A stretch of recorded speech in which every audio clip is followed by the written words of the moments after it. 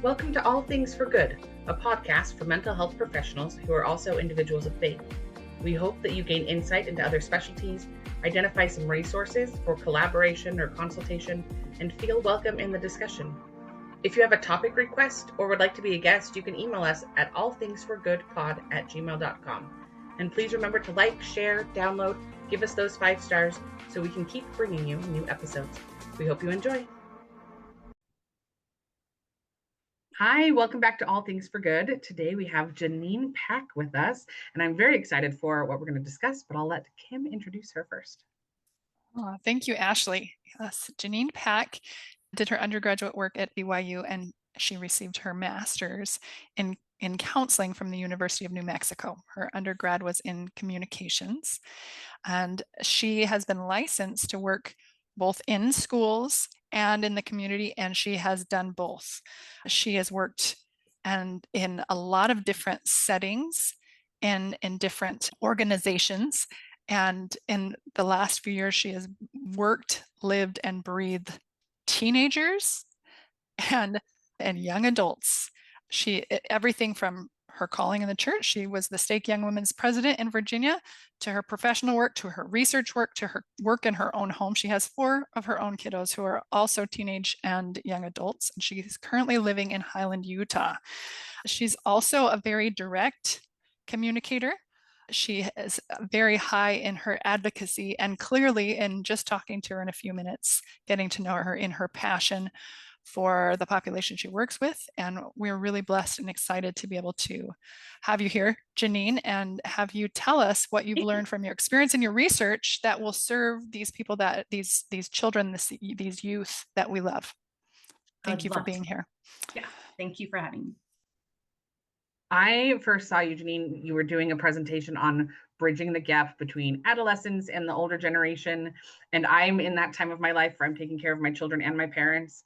And it just was so helpful to me to learn to see the differences and the similarities and the nuances between them, and to not feel crazy being stuck in the middle. Oh yeah. So everybody's living that, whether, like you said, like when you think generationally, we have our grandparents, parents, us, and things for sure passed down generationally, but there is a huge divide between, I would say Millennials and Generation X.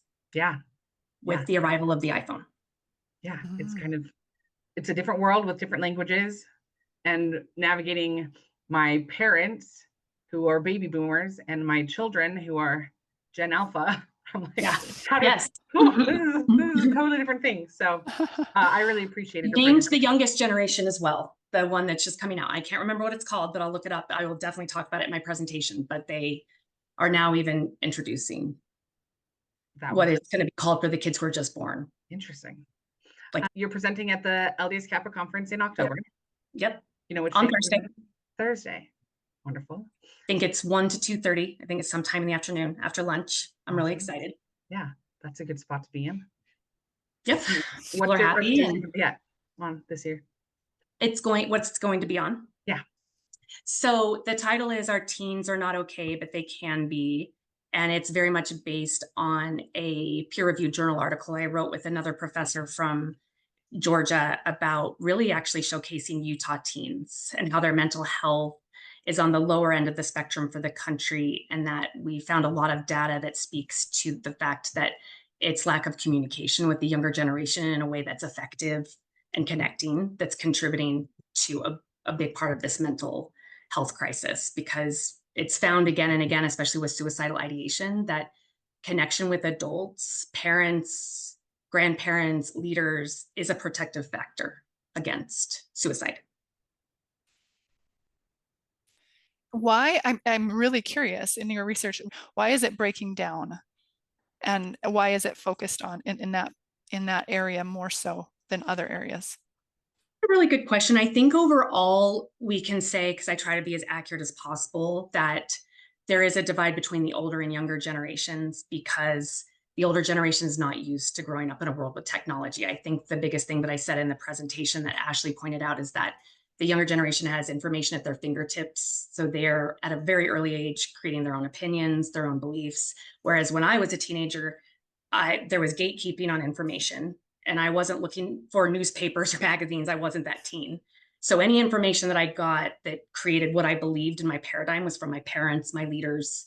And so that's something the older generation's really grappling with, especially the LDS community, when there's been such a previous emphasis on obedience, doing what we tell you to do, believe what we tell you to do, and the younger generation's having none of it.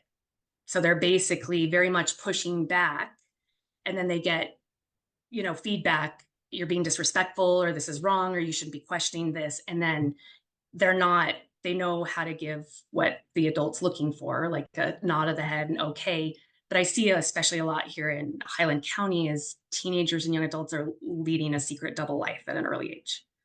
So they've really caught on pretty quickly with the parents that what they need to do is showcase on the surface, like, hey, I don't swear, I don't listen to songs with swears, whatever you say, mom and dad. They're not pushing back, they're not arguing, but they're literally in their basement bedrooms, sneaking kids out, sneaking in.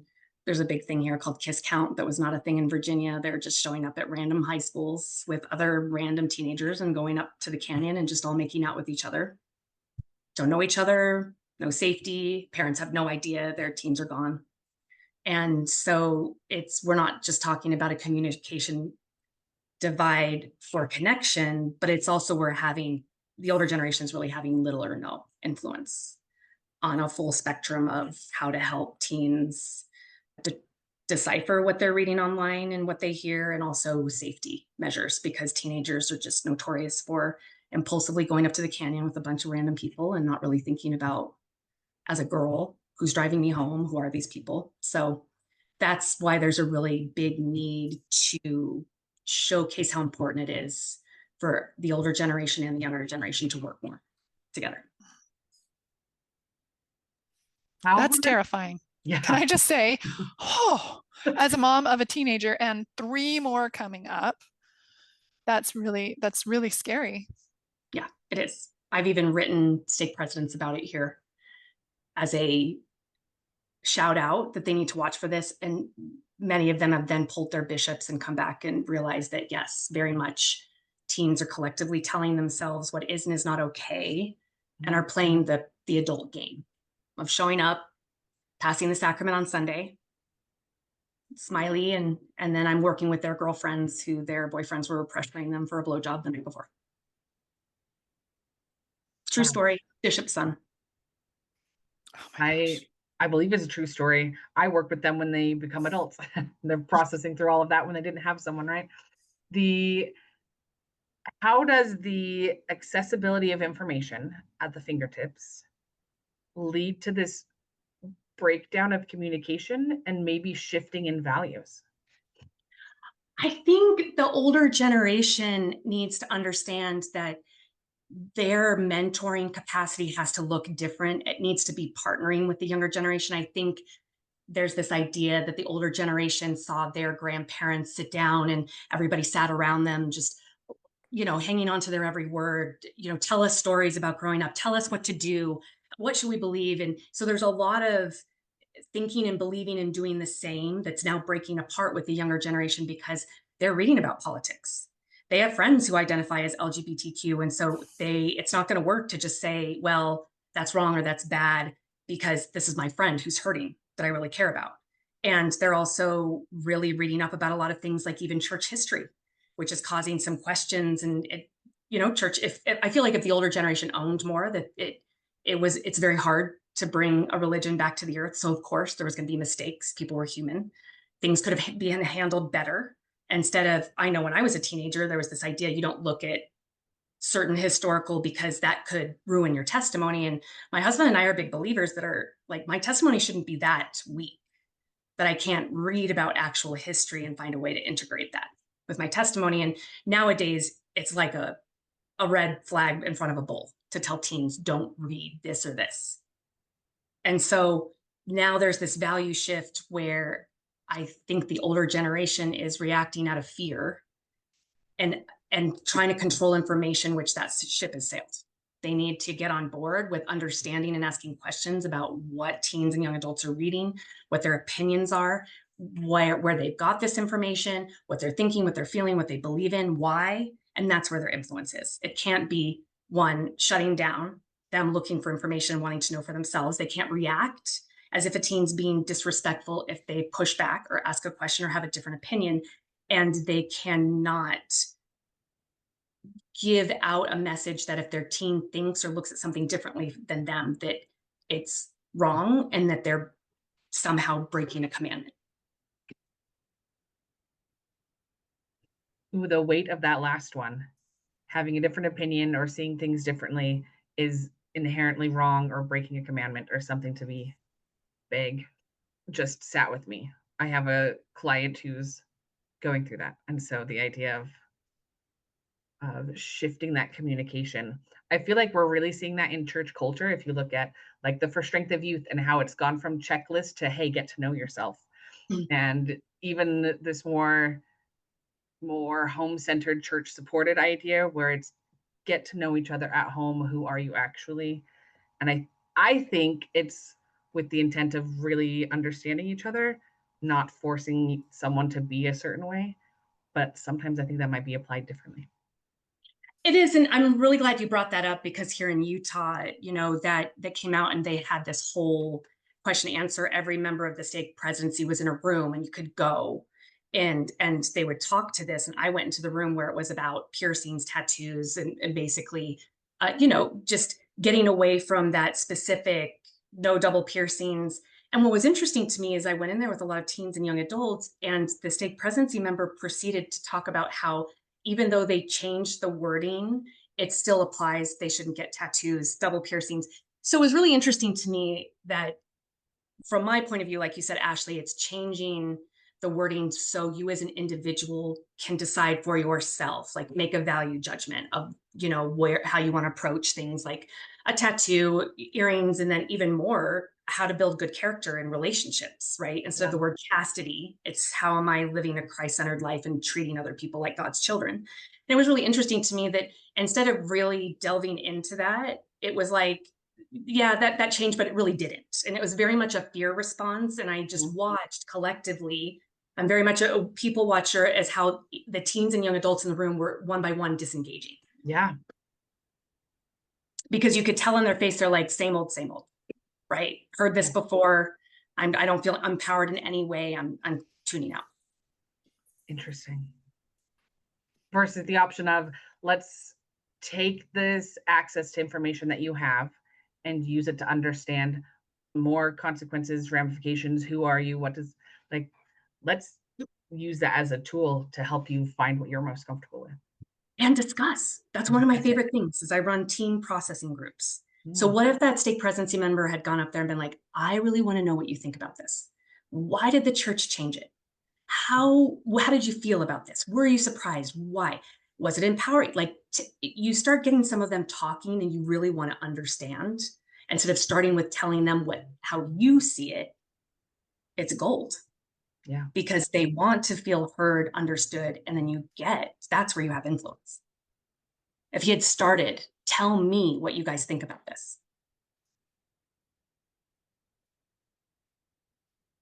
Yeah, that sounds like just basic good communication. I mean, what's coming to mind was Stephen Covey's seek first to understand, then be understood. I mean, sometimes we think that doesn't apply when we are the authority, either we're the parents or the church leaders or whatever. Somehow that principle no longer applies. And I think having the confidence that as adults, I know I have something of value to add to my kids, but there's a respect and a humility, and I have to be able to do that. I have to meet them where they are, and I have to be open to them changing and influencing me. I have to be open to learn what it's like to be in their shoes, and like they're the experts in what they're experiencing. I don't know, and to be able to know how to take what I have of value and help them in any sort of meaningful way. I have to first get curious about what it's like to be them. Yeah, can learn a lot from the younger generation. They're actually thinking about mental health, their identity, and they see their parents being stuck in ways that the older generation could learn a lot from the younger generation, and their insight is right on the money. Because if you work on yourself as an individual, the secondary benefit of that is you see other people and what's driving their behavior and how people get in their own way. Mm. And so the older generation, sometimes I feel like the older generation takes it in as like, okay, I guess I'll listen to you. and give you that, gift. They look at it as a tactic or a strategy. I have to pretend to listen so that I can influence, but so that I can change their mind. Yeah. But that kids see through that like that fast. And imagine what it would be like as a teenager. And sometimes I tell parents, you were a teenager too. Like there's a lot of similarities.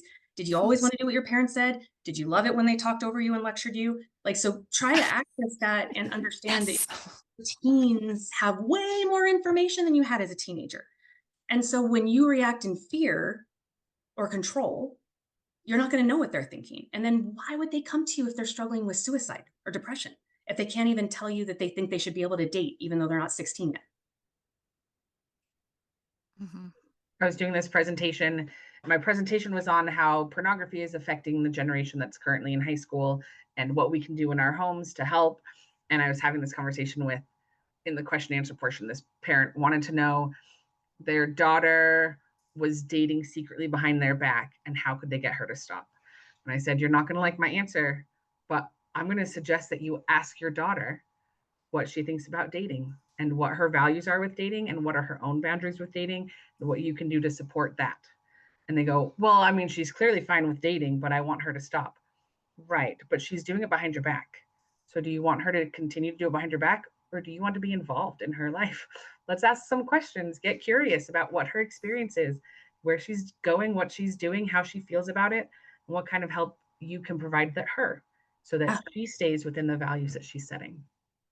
And or else she's going about it alone, or she's asking advice from her peers. Yeah. We're doing the same thing she is. Yeah. Because I tell parents all the time now, control is an illusion. You're looking for cooperation and connection. You cannot control how they get information. You cannot control whether they have social media. You can't, the teens, the younger generation is running circles around the older generation with technology. They're breaking passcodes. They're storing phones at their friends' houses. They're creating apps that aren't that actual app. So if parents realize more and more, control is not even a possibility. You're looking to cooperate and connect with them is where they have influence and can teach skills and protection. I, for one, with all of my kids, I didn't block them from having social media once they were at an appropriate age where I felt like their brain was developed enough to hear the caution points I had, because apps in and of themselves aren't bad. It's how they're used. There's this Snapchat thing where that it turns teens into raving lunatics. They're sending naked pictures all over the place because it's disappearing. It's actually the way most teens communicate. They'll take a funny snap of wherever they're at, the ceiling, and they're like, hey, what are you doing? Do you know what I mean? And so it's like, you got to understand what this is and the fact that technology is going nowhere. So you should be empowering your teens at the appropriate age. It's age and stage. I would never give a phone to an elementary school or even middle school, but once they're in high school, you need them to train themselves in how to work with a phone and social media under your guidance at home, or else they're just going and it's a free-for-all. Once they're out of prison, they're just doing it all at once. Wow. How can we as clinicians use this information with our clients, whether they, and I might ask you to answer for each age, so it might be a long answer, but like with children who are dealing with this, how do we connect with them, teens, and then parents? How does this affect us in session? I'm going to bring up something, it's called family FIRO method. And I talked about that in my first presentation. His name is William Schutz, and he created this whole group dynamic theory for actually people in the Army. And then he realized how much it's applicable to family. And he does a really good job of saying that you want parents to fluidly go through with your kids and teens these natural growing points where when they're kids, there is very specific roles. You're a parent that's teaching your children about being safe. They don't have much information. They're like a sponge. So that's where parents have a lot of control and influence with teaching, and they should honor that role. But as they start moving to teenagers, it's more inclusion, where you're wanting to gently shift to including your teens in even rules at home. It's like sometimes I think the older generation assumes or thinks that if they brought the teen into it, they would go crazy. And I've rarely seen that. If parents like, what do you think about the phone? What is a time that you think is reasonable at an average time during the week to be on it? I've never heard a teen be like 10 hours. They think about it. They realize it's not good for them. What about curfew? What about relationships? you bring them in and include them, they often really self-reflect and they want to be self-protective. And they tend to also want to align with their parents because they're being included in this decision-making and they don't want to mess it up. And so they're really trying to be very reasonable and work with their parents, because there isn't a teen on this planet, especially nowadays, that is not going to be going for autonomy and independence. It is a natural, it is not something that means disrespect or bad. In fact, a lot of parents I work with where they say, my teen and I, we never fight. I'm like, that's a red flag. They're either doing stuff behind your back or they have no sense of self. That basically they're morphing into you and they won't know how to function in life without you. I'm like, you absolutely should be looking for teens they feel safe enough to push back, to disagree. I'm not talking about yelling, screaming, throwing in things, but then that's where you know where they're at. It's the silent teens that are scary, because that means they're not, who knows what's going on in their head. And then when they get into young adult, hopefully by that time you have what's called a intimacy with them, a deep connection where they're individuals, you're individuals, and they just naturally include you in their lives, because that's the relationship that's already been fostered over a transition over years.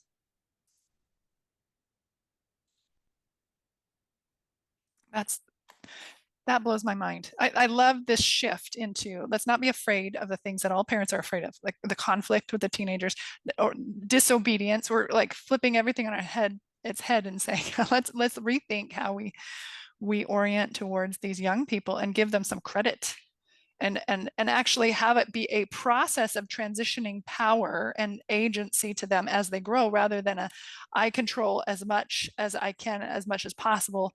And I think, and I don't know, I'm wondering if you have an opinion about this.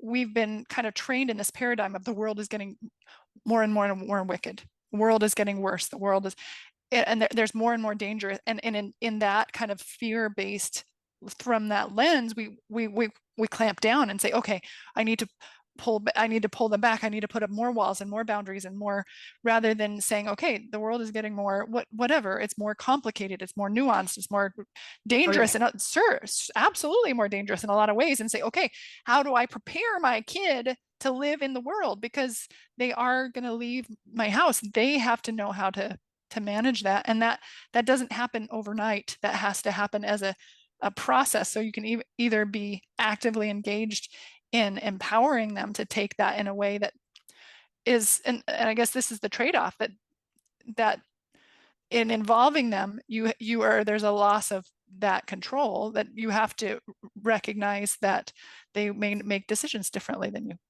They are going to make decisions differently than you. And that's like you said, they need to just know right from them, and they're like, they don't have control at all. There's no, in the control world. Yeah. So that's just not a thing. And so either you're a part of their life where you have influence, or you're not. Because one thing that I think the older generation's missing in the church is that these are our future leaders. And isn't it a good thing? I had a client one time ask, she said, I don't understand why it's so bad to ask questions. Isn't that how it started in the first place? Joseph Smith, right? From the mouth of this teenager. And so they are so insightful, so smart. They're literally fighting against, you're telling us you want us to be future leaders, yet we feel like we're being pushed when we're being leaders in a way that we know how. Because we're not going to ask you anymore what to think. We have information. We have our opinions. We're looking for you to work with us, to want to understand us, to ask us, to allow us to influence you. And that's how you're going to strengthen this younger generation to be leaders, because instead they're getting this message sometimes of it's all or nothing. And they're like, that's not a thing. Great. It's nothing. You made it easy for me. You know, that exact obedience, all or nothing. You're either a all-in Mormon or you're not. That, with your nuance that you talked about, nuance and complication, they don't at all resonate with that kind of language. That's why they say, like, is this a cult or is this a religion that I'm choosing to be a part of? And the older generation needs to see that the more that they try to stop that, and then they double down more, they use more firm, exact black and white language, it is not going to appeal to the older generation, not at all. You can't turn back the tide of information and them knowing now what they know, what they believe, how they want to engage in the world. We're never going back. Never going back. There's only forward. Only forward. Yep. And there's got to be something to be said about, like, this is the generation, I'm talking broadly, not like specifically this decade or whatever, but this is the generation that is preparing the earth for the second coming. We got to have some faith that they're capable of that, of being an active part in something big. Yeah. And get out of their way, because we're stopping in a lot of ways. That's what I was just the thinking. barrier. None of the previous generations have been the ones doing that. So maybe we don't know how to do that. Right? Maybe, because if we This did do it, generation has a totally different role. And Yeah. so I feel like my generation and all of our children are very difficult children. They all have very firm stances very early on, and lots of emotions and lots of opinions about it. And when I personally was at some point, I adopted this idea of tag Heavenly Father, you're it. You were her parent first. You've got to deal with this child now. And then I would just step back and be like, so what do I need to do? Because I don't know how to do this, but you know her. And something I personally felt was, she has this, what's a positive word? She has this willingness to disobey on purpose, because not all of the rules need to be obeyed in this way. And that if I get it out of her, if I train it out of her, if I tell her exact obedience, that would harm her for her in the future. She needs to have the willingness to stand up to authority and to speak her mind, even with authority. And that my job was to teach her and empower her how to speak her mind in a way that gets the job done. And approaching parenting from this idea of, you are allowed to speak your mind. Let's make sure you do it respectfully. And how am I going to do that? Has taken a whole lot of humble pie from me, and reteaching myself how to parent, figuring out how I allow this individual to be an individual and hear what she's saying without immediately feeling disrespect. You should be obeying, right? Because that's the culture that I was raised in. Here's a checklist, you obey, otherwise it's disrespectful. That's been really hard for me. I appreciate that. I think if any parents being honest, me including, you definitely have to find the will to be humble and to show up more as an individual human than in the role as parent. Because I think there's a lot of times I work with pockets of family members, like the parents in this teen, and I say, I want both of you to literally call each other by the first name, instead of in your head, the teenagers like that mom that doesn't understand me, that dad that never lets me do what I want. And parents are often that teen that's making my life miserable. Don't they know how much I do for them? They don't appreciate me. But if you're looking at each other as an individual, you're trying to understand the individual and connect on a more vulnerable level. And that's never going to happen. I had one of my young adults, I poll young adults all the time, and I'm like, what do you wish the older generation knew? And she said, I wish they would be on the journey with me. I wish, along with them saying, you need to do this more, have you thought of this? They were saying, you know what? I never really cultivated being a good listener. I'm just used to hearing my own voice. I feel control there. I'd like to be a better listener. If you're working on talking more respectfully, I'm going to work on listening. There's this idea that the teens and the young adults, they're like, we don't believe that you're perfect and nobody's going to arrive. So when you act like you don't have to work on anything, you don't have to apologize, you don't have to take accountability, you've lost credibility with us. Interesting. But if you're vulnerable with them, you can grow, I can grow, you help me, I help you. But it was just such a mic drop for me when the young adult said, why can't they be on the journey with us? Yeah. They're either pulling us or pushing us. Why can't they do it with us? Yeah. Wow. That's really powerful, that visual of authenticity. Like, we already know that you're not perfect. We don't even expect it. Like, yeah.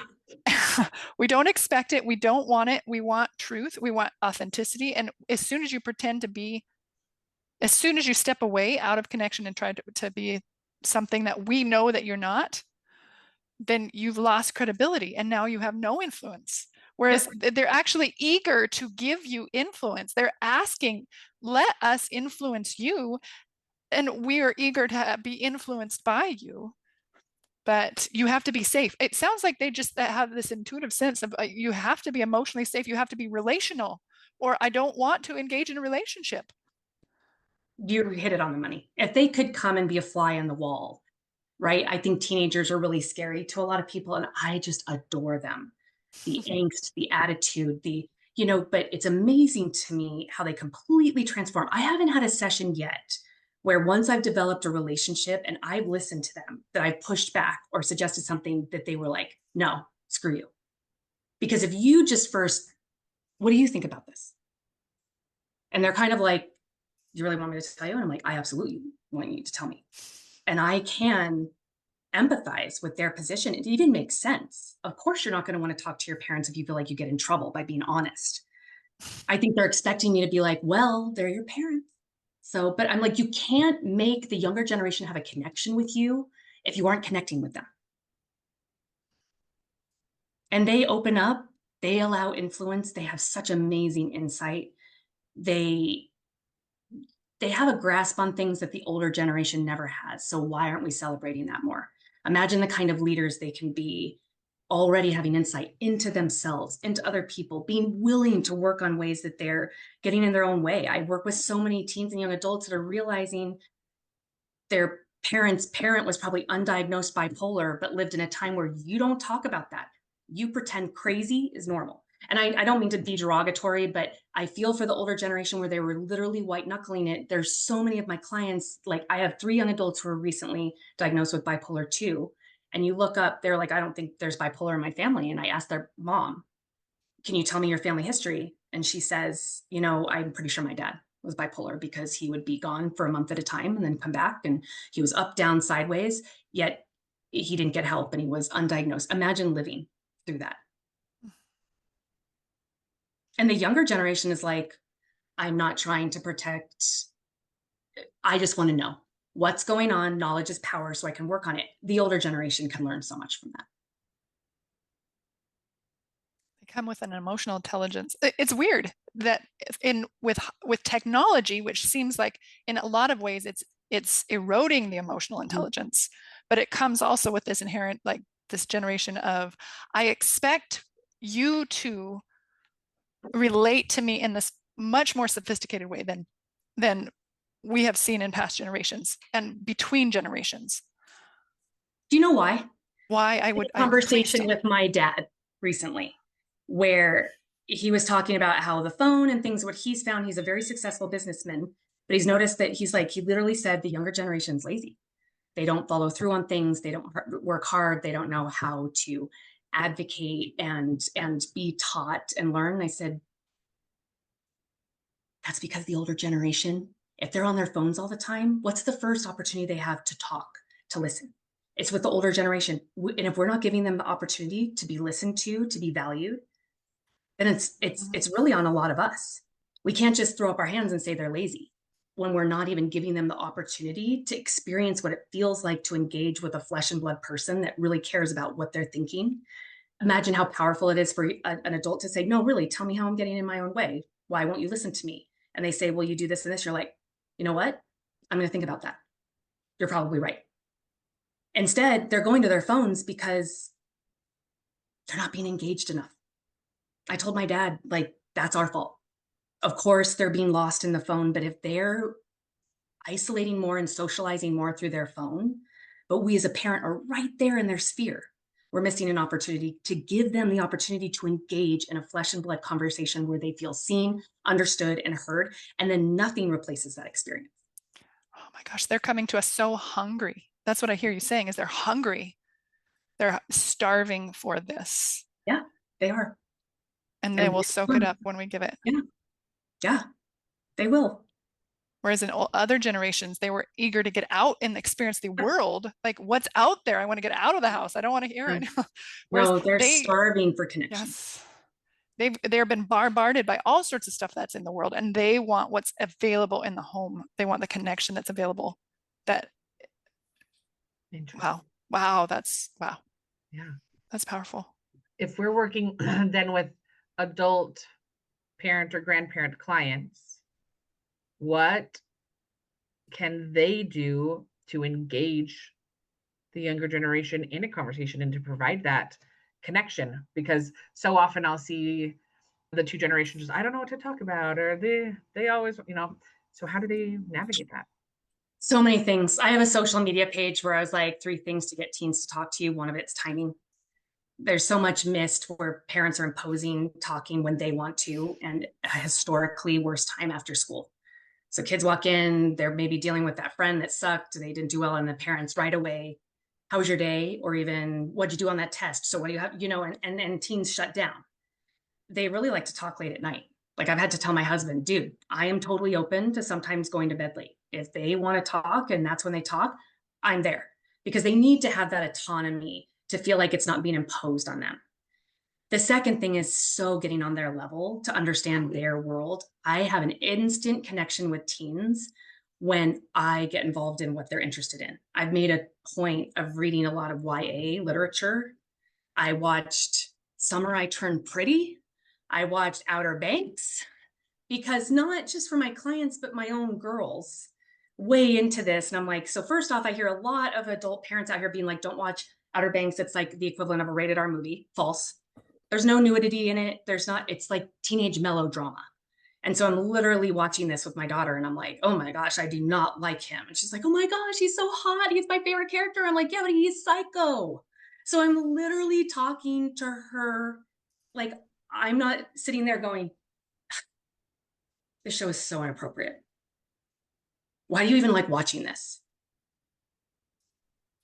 And then Summer I Turned Pretty. Ugh.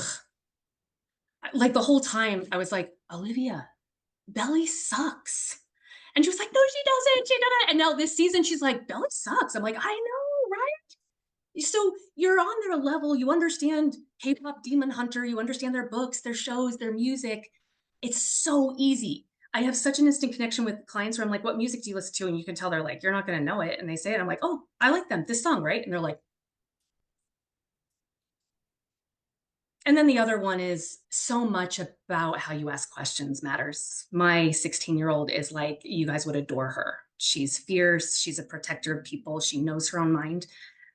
But we were talking about with her how she has a friend who's dating and her parents think they're dating and just kissing when really they're going off and they're doing almost everything but sex, right? And so and this happens a lot out here, and me and my husband were like, do her parents not ask her any questions? No, they do, but it's the problem with how they ask them. I've literally been over there and she'll come home and they'll be like, how was your date? Good, da, da, da. Didn't go past kissing, right? Nope. So they ask questions. My daughter said they ask leading questions. It's loaded. You would never vape, right? And kill your lungs. So how's the boyfriend? You guys got your boundaries? Yeah. So you don't go past kissing, right? So easy. Sure. Never. When really it's like, what about this relationship are you comfortable with? Have you guys talked about what your boundaries are? Any boundaries that you have, you need to be following them. So you say, what are your boundaries? I'm curious. How far would you go? And one of my daughters once said how far she would go. And I was like, inside, I was like, really? Oh no. But outside, I was like, really? Why? What went into that? Thinking that you're willing to go that far? I'm just curious. No. But inside, I was like, really? But and since I'm so glad I didn't overreact, because since she's changed her opinion, right? And so just by me reacting of just really wanting to know and be curious why she thought that gave me more influence than her friends who were probably trying to instill their belief system on her. Because there's a lot of let's do this together as a group. So if I was like, I just really want to know, like what went into that reason a lot. I really try to stay away from sin and moral. I found that it connects with teens so much more when I talk about how underdeveloped brains, how much girls, if they give themselves physically with the hope that they get love, is very damaging psychologically. So for me, I feel like teens are engaging in physical aspects of a relationship way too early, and it's killing the relationship. There's a lot of girls where all I'll say is once the physical starts, and if it's early and you guys don't know each other that much, that's the beginning of the end. And they're like, you know what, you're right. Because before it got physical, we were playing games, we were having fun. He planned fun dates. We were talking. As soon as it got physical, every time they got together, that's what it was about, whether the girl wanted to or not. So when I talk about on that level, how that relationship you want will not be, and then it becomes, they just think they can coerce, expect more. they really understand that. They'll say, oh yeah, no, that's true. Instead of, it's a sin to blah, blah, blah. The thing that just came to my mind is my daughters are the ones that if I tell them to do something, they have instant no, there's no way, or instant yes, I will. And they never give themselves permission to change their mind. If mom told you to do it, you can't do it.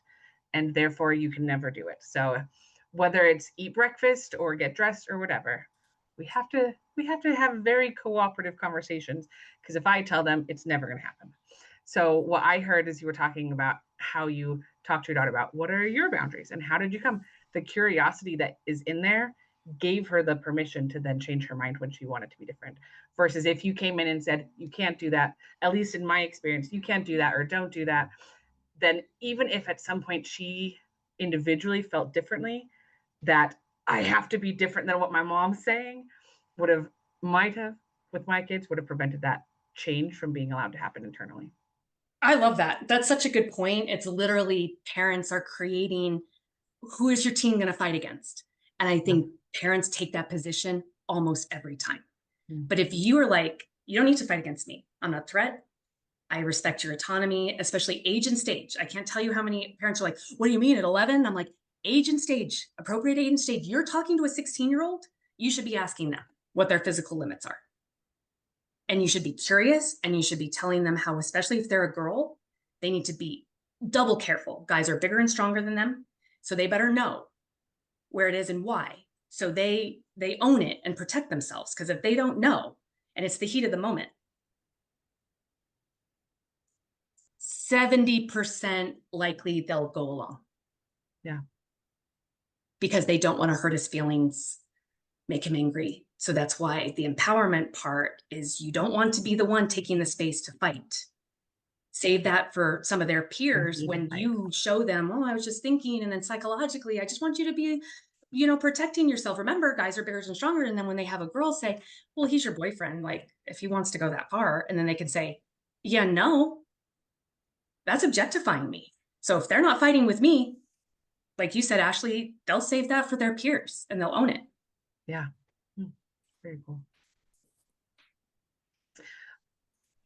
I just feel like I could talk about this forever, but I'm gonna shift to our last question of what is your favorite doctrine and how do you use that in your practice? Hands down, choice and accountability free agency. Without a doubt. I believe that so strongly. When I was the Stake Young Women's president, I realized I was always grappling with where teens were at and how can I help them feel like their testimony is accessible. And I just felt like it came very clearly to me. It's reiterating that they have a relationship with their Heavenly Father in Jesus Christ, and it's not conditional.